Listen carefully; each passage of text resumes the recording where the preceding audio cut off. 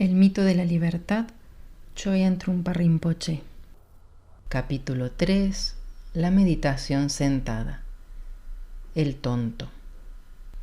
¿Qué hacemos una vez que comprendemos el principio del ego y la neurosis y que conocemos nuestra situación? Tenemos que dejar de filosofar y entablar una relación simple y directa con nuestra cháchara mental y nuestras emociones. Como punto de partida, necesitamos usar el material existente, es decir, los bloqueos, credenciales y engaños del ego. Acto seguido, empezamos a darnos cuenta de que para hacerlo debemos recurrir a alguna credencial, por poco convincente que sea. Es necesario tener alguna credencial, aunque sea simbólica, pues sin ella no podríamos comenzar. Por eso, en la meditación nos valemos de técnicas simples y hacemos de la respiración nuestra credencial de rigor. No deja de ser irónico, a pesar de que el Buda Dharma que hemos estado estudiando nos enseña a despojarnos de nuestras credenciales, de pronto nos vemos involucrados en una actividad sospechosa. Estamos haciendo precisamente aquello que criticábamos, lo que nos resulta violento y nos hace sentirnos incómodos. ¿Y si fuera una nueva forma de charlatanismo, el mismo jueguito egótico de siempre? ¿No me estarán pasando gato por liebre? ¿No estaré haciendo el ridículo? Todo despierta nuestras sospechas. Eso está muy bien, significa que nuestra inteligencia se está agudizando. Es una manera excelente de empezar, pero sea como sea, tenemos que acabar haciendo algo de una vez. Deberemos humillarnos y reconocer que a pesar de nuestro refinamiento intelectual, nuestra percepción de lo que sucede en la psiquis es muy primitiva. Aún no supera en realidad el nivel infantil y ni siquiera sabemos contar hasta 10. Al sentarnos a meditar, admitimos nuestra insensatez. Es una medida extraordinariamente fuerte, pero se impone. Debemos empezar como tontos y sentarnos a meditar. Y cuando nos hayamos dado cuenta de que hacer eso es de tontos de remate, empezamos también a entender que las técnicas funcionan como muletas. Uno no se aferra a sus muletas ni les atribuye ningún significado místico importante. No son más que herramientas que se usan mientras sean necesarias y luego se desechan. Debemos estar dispuestos a ser personas completamente comunes y corrientes, lo que significa aceptarnos a nosotros mismos y no tratar de ser más perfectos, puros, espirituales o perspicaces. Si conseguimos aceptar nuestras imperfecciones, tal como son, con la mayor naturalidad del mundo, entonces podremos valernos de ellas en el camino. Pero si intentamos deshacernos de ellas, se convertirán en enemigas, en obstáculos en el camino del desarrollo personal. Lo mismo se podría decir de la respiración. Si podemos verla tal como es, sin tratar de usarla para mejorarnos a nosotros mismos, pasará a formar parte del camino porque dejará de ser una herramienta de nuestra ambición personal. Simplicidad. La práctica de la meditación consiste en abandonar la fijación dualista, es decir, abandonar la lucha del bien contra el mal.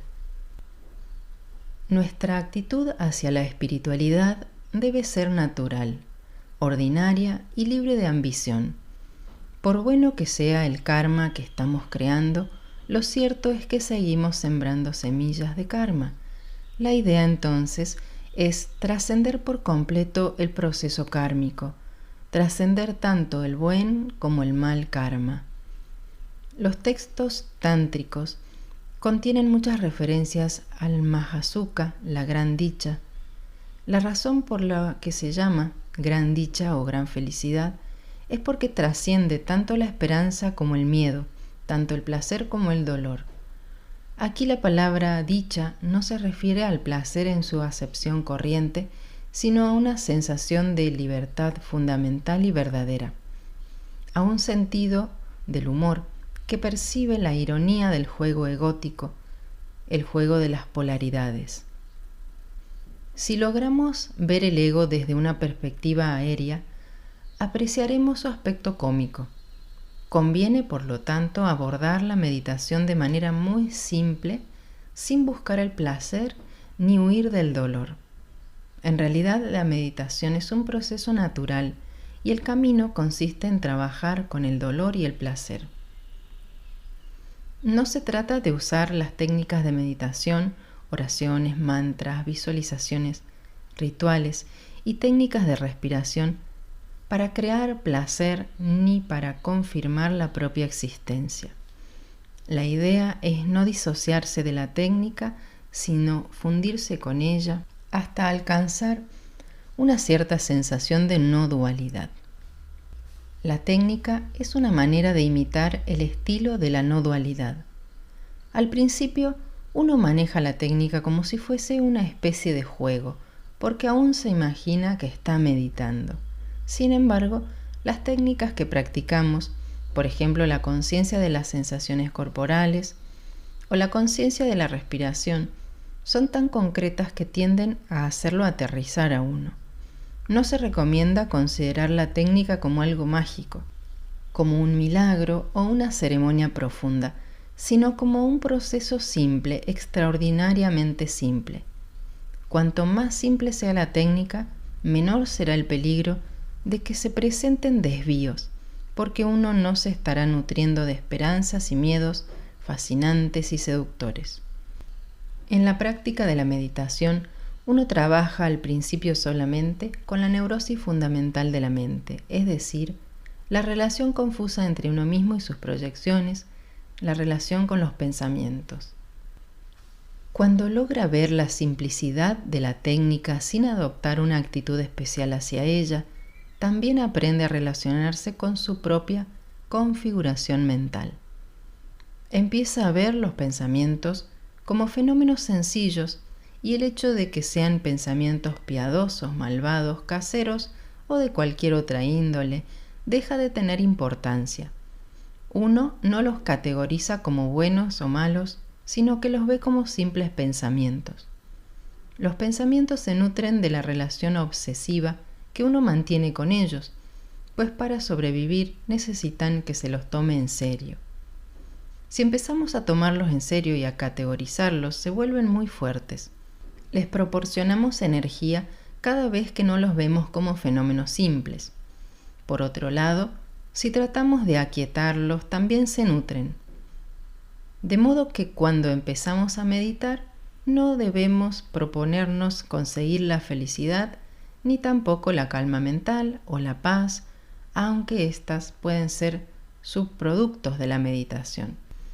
No debemos considerar la meditación como si se tratara de vacaciones para escapar de la irritación. En realidad, cuando comenzamos a practicar la meditación, siempre sucede que afloran toda clase de problemas. Todos los aspectos ocultos de la personalidad salen a la superficie por la sencilla razón de que por primera vez nos estamos permitiendo ver nuestro propio estado mental tal como es. A medida que pasa el tiempo, valoramos cada vez más la belleza de esta simplicidad. Por primera vez, hacemos las cosas de manera completa. Cualquiera que sea la técnica, respirar, caminar, etc., nos ponemos a hacerla y a trabajar con ella, de manera muy simple. Las complicaciones dejan de ser sólidas y se vuelven transparentes. Así que en la primera fase del trabajo con el ego se establece una relación muy simple con los pensamientos. La idea no es tratar de aquietarlos, sino ver su naturaleza transparente y nada más. Es necesario combinar la meditación sentada con la práctica del darse cuenta en la vida cotidiana. Al realizar la práctica del darse cuenta en la vida cotidiana, empezamos a sentir los efectos secundarios de la meditación sentada. La relación despejada que hemos establecido con la respiración y con los pensamientos continúa. Cada situación de la vida se vuelve una relación simple. Relación simple con el lavaplatos, relación simple con el coche, con el padre, con la madre, con los hijos, etc. Eso no quiere decir, por cierto, que nos transformemos en santos de la noche a la mañana. Las irritaciones de siempre siguen allí, pero se han vuelto irritaciones simples, irritaciones transparentes. Por nimios o insignificantes que parezcan los pequeños detalles domésticos, es tremendamente útil y valioso trabajar con ellos de manera simple.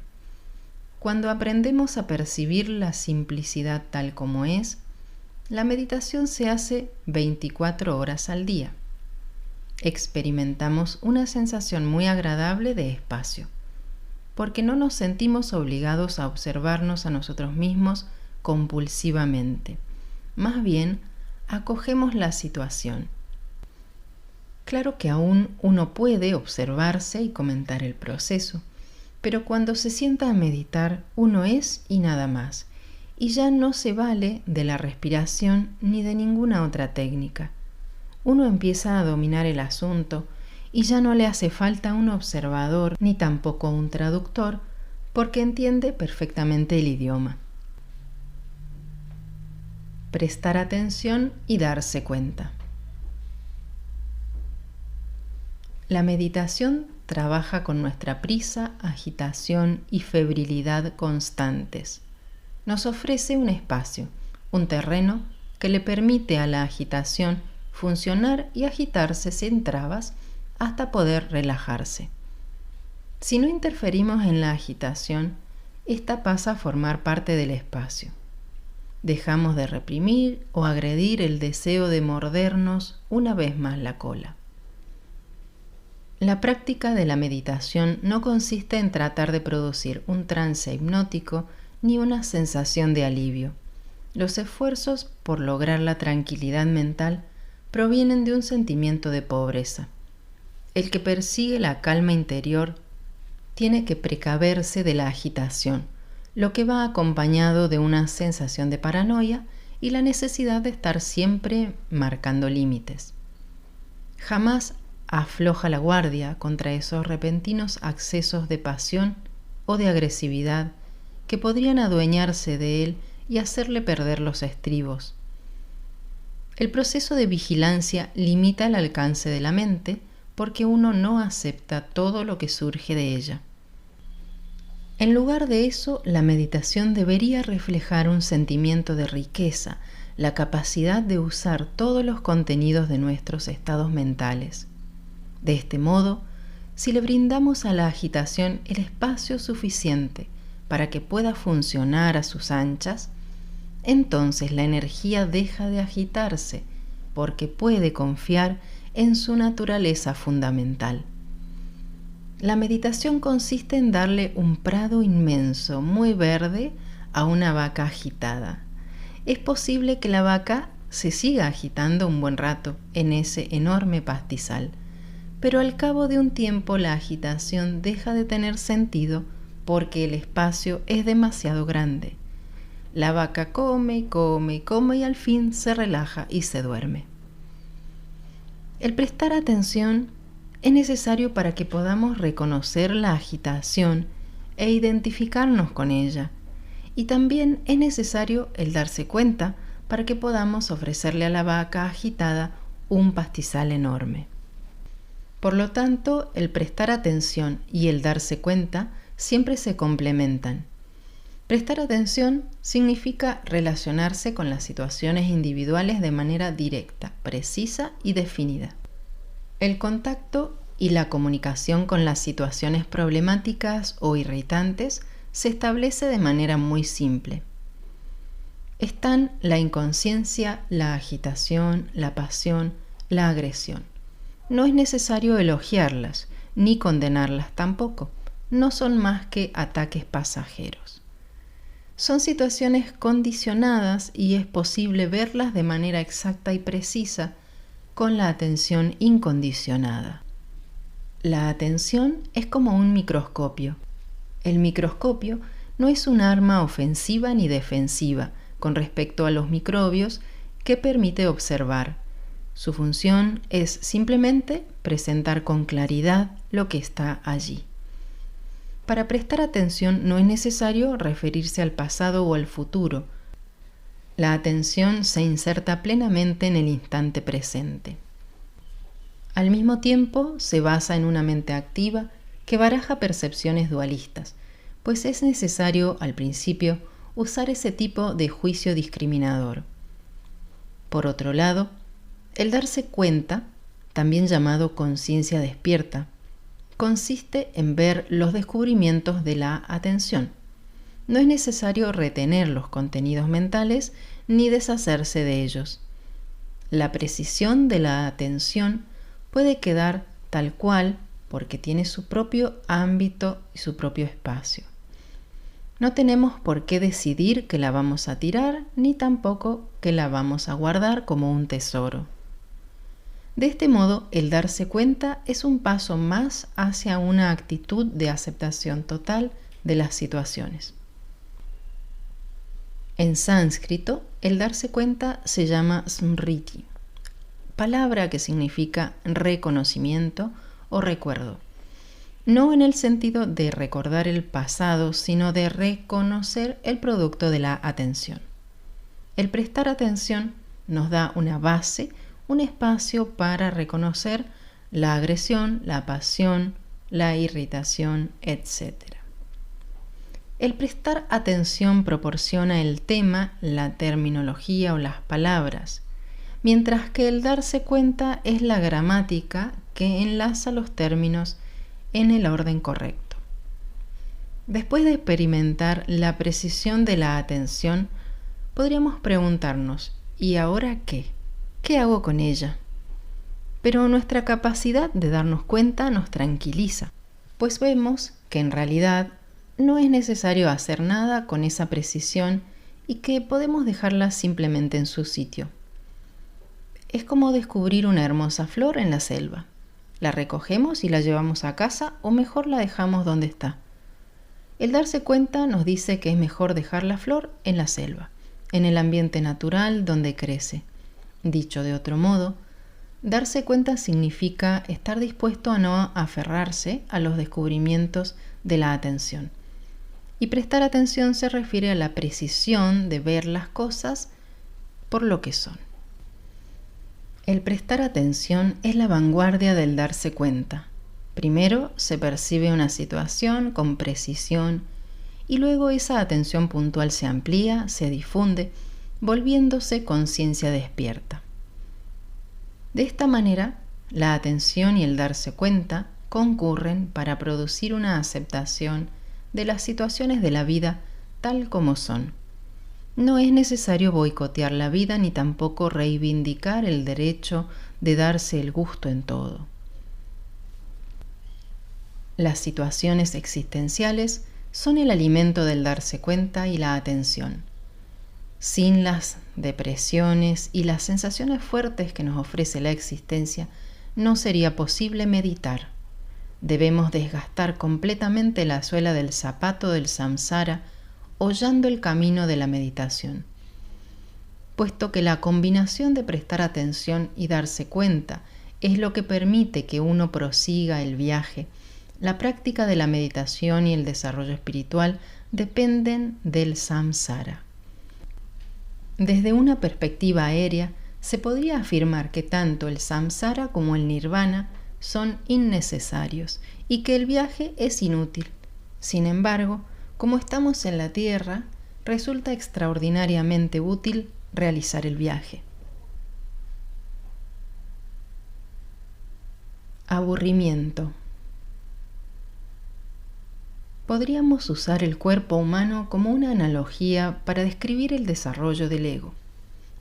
En esta analogía, el dualismo fundamental, la sensación, la percepción impulso y los conceptos serían los huesos. Las emociones serían los músculos y la cháchara subconsciente y todas las pequeñas actividades mentales serían el sistema circulatorio que alimenta los músculos. De modo que para tener un cuerpo que funcione adecuadamente, necesitamos un sistema muscular y un sistema circulatorio, además de un esqueleto que nos sostenga. Iniciamos la práctica de la meditación entrando en contacto con los pensamientos que son la periferia del ego. La práctica de la meditación es un proceso que consiste en ir deshaciendo. Si queremos disecar y examinar el cuerpo del ego, debemos primero abrir la piel y luego cortar las arterias. Así, el practicante que no aspira a tener credenciales empieza sometiéndose a una operación. Nuestras credenciales son un tumor y es necesario una intervención quirúrgica para extraerlas. Utilizamos la enfermedad para demostrar que existimos. Estoy enfermo y sufro, por lo tanto soy real. La operación se propone eliminar la noción de ser alguien importante por el simple hecho de estar enfermo. Si nos declaramos enfermos, gozaremos de atenciones de todo tipo. Podremos llamar a nuestros parientes y amigos e informarles que estamos enfermos para que nos vengan a ayudar. Es una manera de demostrar que existimos, y eso es precisamente lo que hacen las credenciales. Demuestran que estamos enfermos para que así podamos recibir las atenciones de nuestras amistades. Debemos entonces someternos a una operación para eliminar las credenciales. Pero si nos anestesian, jamás sabremos cuánto tenemos que abandonar, de modo que es mejor no recurrir a los anestésicos. Todo debe ser como en un parto natural, en que la madre ve nacer a su hija, la ve salir del cuerpo y entrar en el mundo. Para dar nacimiento al Buda Dharma, debemos proceder de la misma manera. Debemos presenciar el proceso entero. Nos dejamos llevar directamente al quirófano, donde el primer acto operatorio consiste en practicar una incisión en la zona de la dolencia con un bisturí extremadamente afilado. La espada de Manjuri, la espada de la compasión y la sabiduría. Tan solo una pequeña incisión, menos dolorosa de lo que creíamos. Sentarse a meditar es ese pequeño tajo en la arteria. Quizás alguien nos haya advertido que la meditación sentada es sumamente aburrida y difícil de lograr. Pero no nos parece tan difícil, de hecho nos parece más bien fácil. Se trata simplemente de sentarse. La arteria, que es el chismorreo subconsciente de la mente, se cercena por medio de ciertas técnicas como trabajar con la respiración, caminar, etc. Es un gesto muy humilde. Uno simplemente se sienta, corta los pensamientos y acoge la respiración que entra y sale. Es una respiración natural, no tiene nada de especial, y uno sencillamente se sienta y aprende a estar atento a la respiración. No se trata de concentrarse en ella. Concentrarse implica tener un objeto que aprehender, algo a lo que aferrarse. Uno está aquí, intentando concentrarse en algo que está allí. En vez de concentrarnos, prestamos atención. Observamos lo que está sucediendo en lugar de fortalecer la concentración. Esto último implicaría tener una meta y orientarse hacia un fin. Significa viajar de un punto a otro. En la práctica de la atención no hay ni meta, ni fin, ni viaje. Uno simplemente está atento a lo que sucede. No nos ilusionamos con ninguna promesa de amor y de luz, ni tampoco tenemos visiones angelicales o demoníacas. No sucede nada, es el aburrimiento total. A veces tenemos la impresión de ser un imbécil y a menudo nos preguntamos, ¿y si fuera una tomadura de pelo? ¿En qué carro me habré subido? No nos hemos subido a nada. Por lo demás, avanzar por el camino implica más bien un bajarse de todo en vez de encaramarse en algo. Sentémonos. Pongamos nuestra atención en la respiración e identifiquémonos con ella.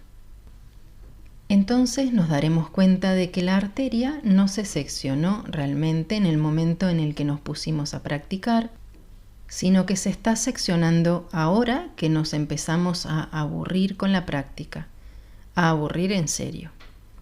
Se supone que tendría que sacar algún partido del budismo y de la meditación. Se supone que debería alcanzar diversos niveles de realización, pero no sucede absolutamente nada. Me estoy aburriendo como una ostra. Tenemos la impresión de que ni siquiera nuestro propio observador interno nos comprende y que más bien se burla de nosotros. El aburrimiento es importante porque va en contra de las credenciales. Las credenciales nos entretienen procurándonos siempre algo nuevo, algo ameno, algo fantástico y soluciones de todo tipo. Cuando se suprime la idea de obtener credenciales, surge el aburrimiento. En un taller de cine que organizamos en el estado de Colorado, surgió el tema de si era más importante divertir al público o hacer una buena película. Yo dije que si nos parecía que la gente se iba a aburrir con lo que queríamos presentar, entonces debíamos elevar el nivel de inteligencia y de exigencia del público en lugar de intentar responder siempre a sus expectativas, a sus deseos de diversión. Una vez que comienza a satisfacer el deseo de diversión del público, uno no acaba nunca de rebajarse y de hundirse, y termina cayendo en el absurdo. Si un cineasta presenta sus ideas con dignidad, es posible que al principio su obra no tenga una buena acogida necesariamente, pero tal vez la gente la reciba mejor cuando empiece a comprenderla. La película podría contribuir a ampliarle los horizontes al público. De esta manera, el aburrimiento es importante en la práctica de la meditación, pues refina los criterios psicológicos del practicante. Uno empieza a encontrarle la gracia al aburrimiento y a refinarse hasta que al fin el aburrimiento se transforma en aburrimiento fresco, como un torrente de montaña. Sus aguas no dejan de correr, metódicas y repetitivas, pero refrescantes y muy agradables. Las montañas jamás se cansan de ser montañas, ni las caídas de agua de ser lo que son. Es su paciencia la que nos permite comenzar a apreciarlas. Ahí hay algo. No quisiera que esto suene demasiado romántico. En realidad estaba tratando de pintar un cuadro negro, pero se me fue un poco la mano. Pero resulta grato aburrirse cuando uno está sentado horas y horas. Suena el primer campanazo, luego suena el segundo, después el tercero, y ya vendrán más. Uno está sentado, seguirá sentado. Sigue cortando la arteria hasta que al fin el aburrimiento se transforma en una experiencia increíblemente fuerte. Y eso exige mucho trabajo. En verdad, todavía no podemos estudiar el Vajrayana, ni siquiera tenemos acceso al Mahayana. No estamos listos para ello, pues aún no hemos establecido una relación real con el aburrimiento. Debemos comenzar por el Hinayana. Si queremos salvarnos del materialismo espiritual y del Buda Dharma con credenciales, si queremos llegar a ser Dharma sin credenciales, es imprescindible pasar primero por la fase del aburrimiento y la repetición. Sin ella, no tenemos ninguna esperanza, ni la menor esperanza. Hay distintos estilos de aburrimiento. En el Japón, la tradición Zen ha creado una forma muy precisa de aburrimiento en sus monasterios. Sentarse, cocinar, comer, sentarse a hacer zazen, luego meditar caminando y así sucesivamente. Sin embargo, el mensaje del aburrimiento no se transmite correctamente a los novicios occidentales que viajan al Japón o que participan en una práctica japonesa tradicional en su propio país. Más bien, si se me permite, en vez de aburrirse y por extraño que parezca, estos novicios se convierten en militantes de la rigidez o en estetas de la simplicidad. La práctica del Zen no fue concebida con esa intención. Para los japoneses el Zen no tiene nada de extraordinario. Es una situación japonesa común. corriente, en la que uno simplemente hace sus tareas cotidianas y además dedica mucho tiempo al zazen. Pero los occidentales se fijan en los pequeños detalles, cómo se maneja el cuenco y cómo se ingieren los alimentos de manera consciente, sentado en la postura de zazen. Lo que fue diseñado para crear una sensación de aburrimiento se convierte para los occidentales en una obra de arte. Cada uno de los gestos, limpiar el cuenco, lavarlo, doblar la servilleta blanca, etc., pasa a ser teatro viviente. En cuanto al cojín negro, que debería evocar la ausencia total de color y el aburrimiento más absoluto, los occidentales lo transforman en símbolo de rectitud militante e incorruptible. Por más que la tradición se esfuerce por suscitar el aburrimiento, que es un aspecto indispensable en el sendero estrecho de la disciplina, tendemos a convertir a la práctica en un inventario arqueológico o sociológico de actividades interesantes. Así, tenemos algo que contarle a los amigos. El año pasado estuve 6 meses enteros meditando en un monasterio zen. Pude ver cómo el otoño fue dando paso al invierno mientras hacía mi práctica de zazen en medio de una gran precisión y belleza. Aprendí a sentarme e incluso aprendí a caminar y a comer. Fue una experiencia maravillosa y en ningún momento me aburrí. Les decimos a nuestros amigos: vayan, que lo van a pasar muy bien. Con lo cual juntamos otra credencial más. El intento por destruir una credencial no hizo más que crear otra. De modo que para destruir el juego del ego, lo primero que hay que hacer es someterse al régimen estricto de la meditación sentada. Nada de especulaciones intelectuales, nada de filosofías. No hay más remedio que sentarse a meditar. Es la primera estrategia para lograr el Buda Dharma sin credenciales. El camino del Buda. El aburrimiento tiene varias caras: la sensación de que no sucede nada, de que algo podría suceder e incluso de que lo que queremos que suceda podría reemplazar lo que no está sucediendo. Por otro lado, también es posible apreciar el aburrimiento y disfrutar de él. Podríamos describir la práctica de la meditación como una forma de aburrimiento fresco, un aburrimiento refrescante como un torrente de montaña. Es refrescante porque no es necesario hacer nada ni tampoco esperar nada. Sin embargo, si deseamos superar la actitud frívola de querer reemplazar el aburrimiento por otra cosa, debemos tener cierta disciplina. Es por eso que trabajamos con la respiración en nuestra práctica de meditación. El simple hecho de seguir la respiración es algo muy monótono y poco espectacular. No se nos abre el tercer ojo, ni los chakras, ni nada por el estilo. Somos como una estatua de piedra de un Buda sentado en medio del desierto. No pasa nada, absolutamente nada. Es extraño, pero cuando nos damos cuenta de que no está pasando nada, también empezamos a ver que está sucediendo algo muy digno. La frivolidad y la prisa no tienen cabida. No hacemos más que respirar y estar ahí. En ello hay algo a la vez muy grato y sano. Es como si hubiésemos cenado bien y ahora estuviésemos satisfechos, lo que no es lo mismo que comer para satisfacer el apetito. Es un acercamiento muy simple a la cordura. Se sabe que el Buda se sometió a muchas prácticas de meditación hinduistas. Se chamuscó la piel en el fuego, abordó la energía del Tantra mediante visualizaciones de todo tipo. Se apretó los ojos y vio una luz neurológica, y se apretó los oídos y escuchó un zumbido, también neurológico, aunque supuestamente yógico.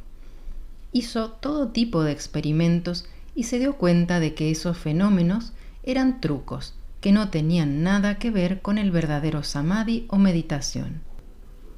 Quizás el Buda haya sido un cero a la izquierda como estudiante de yoga, quizás le haya faltado imaginación. Sea como fuere, emulamos su camino, su ejemplo de persona realizada. A medida que fue madurando su actitud ante la práctica de la meditación, el Buda se dio cuenta de que tales artificios no son más que afectaciones neuróticas. Decidió buscar lo simple, lo que realmente está ahí, descubrir la relación entre mente y cuerpo y estudiar su relación con la estera de hierba kuya que le servía de asiento y el árbol de la bodhi que lo cobijaba. Examinó su relación con todo de manera muy simple y directa. Esto no tenía nada de particular, no le procuró emociones fuertes, ni hizo que se le iluminara súbitamente la mente, pero sí resultaba tranquilizador. En el momento en el que el Buda alcanzó la realización, alguien le preguntó: ¿cuáles son tus credenciales? ¿Cómo podemos saber que realmente has logrado la realización? El Buda tocó la tierra con la mano y dijo: esta tierra sólida puede dar fe. Esta tierra sólida, esta misma tierra es mi testigo. Sensato, firme e inequívoco, sin fantasías, sin conceptos, sin emociones, sin frivolidad, sino simplemente lo que es. Así es el estado despierto. Y ese es el ejemplo que seguimos en nuestra práctica de meditación. Para el Buda, lo que el mensaje implica es más importante que el mensaje mismo. Como seguidores del Buda, tenemos el mismo planteamiento. Esto corresponde a la idea de la vipassana, que significa literalmente visión penetrante. La visión penetrante o conocimiento intuitivo surge porque uno se relaciona no solamente con lo que ve, sino también con las implicaciones de esa visión, con la totalidad del espacio y los objetos que rodean lo que ve. La respiración es el objeto de la meditación, pero el entorno de la respiración también forma parte de la situación en la que se produce la meditación. Entonces el Buda hizo girar la rueda del Dharma y expuso las 4 verdades nobles: el sufrimiento, el origen del sufrimiento, la meta y el camino. Todo esto fue el resultado de su descubrimiento de que existía un espacio enorme en el que se produce una inspiración universal. Está el sufrimiento, pero también está el entorno que es el origen del sufrimiento. Todo se vuelve más expansivo, más abierto. El Buda no fue tan mal estudiante de yoga después de todo. Tal vez no descollaba en el Hatha Yoga, pero veía el entorno del Hatha Yoga y del Pranayama. El Buda expresaba su cordura primordial de manera espontánea.